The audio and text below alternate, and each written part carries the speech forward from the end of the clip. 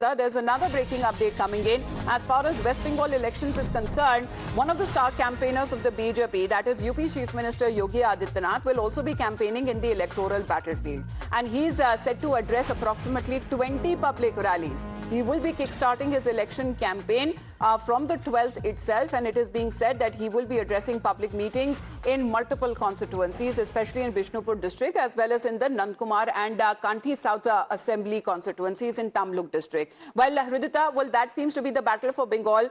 TMC, on its part, has been upping as far as another round for governance in the state. However, the BJP has also amped up its political battle.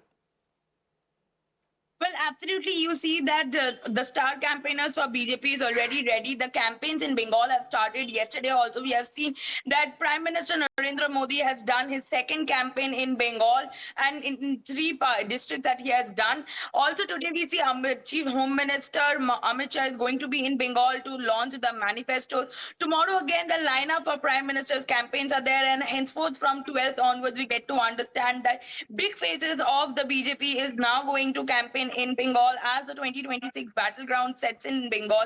We are going to see Yogi Adityanath, Himanta Biswa Sharma, Amit Shah. Also, we are going to see Prime Minister holding his rallies in various areas.